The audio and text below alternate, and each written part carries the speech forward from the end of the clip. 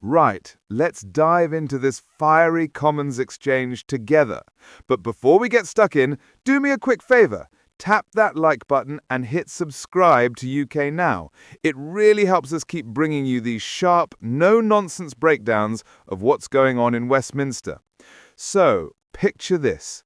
Andrew Griffith, the Shadow Secretary of State, rises in Parliament, polished, confident, almost smiling as he congratulates the brand new Secretary of State on his shiny new role.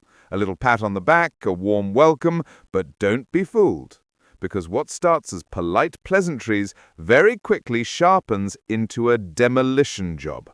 Griffith makes it clear from the off. Yes, he welcomes ambition. Yes, he supports growth. Yes, business needs a strong hand on the tiller.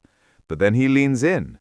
If that's really what you believe, Minister, why on earth are we even debating this bill today? It's like he's saying, your words and your actions don't match, mate. And then, with a grin you could almost hear, he fires off a stinger about ministers being worried over last-minute shift cancellations. You'd think he was talking about workers, but no. He twists the knife. Even cabinet ministers themselves have been sacked with less notice than a barista gets for a cancelled shift. The Prime Minister, he says, couldn't even be bothered to fire them in person. Ouch. The chamber laughs, but Griffith isn't done.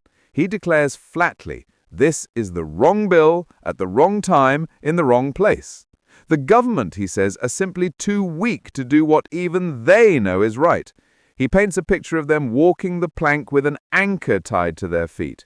You could almost see MPs shifting uncomfortably at that one.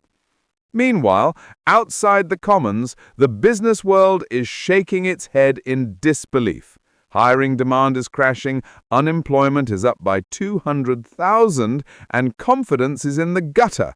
And yet, here we are debating measures that could make it worse. Even the Institute of Directors and the Big Five business bodies are waving red flags. But the government isn't listening. And here's the kicker. Amendment after amendment, carefully thought through, even supported by cross-party MPs, all brushed aside. Griffith warns, ignore these and you're not just harming business, you're strangling opportunity, especially for the young, the disadvantaged, even ex-prisoners trying to turn their lives around.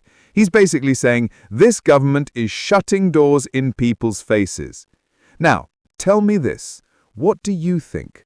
Do you believe the government is standing up for growth or stumbling into policies that kill jobs before they're even created? Drop your thoughts in the comments. I want to see what you make of Griffith's brutal takedown.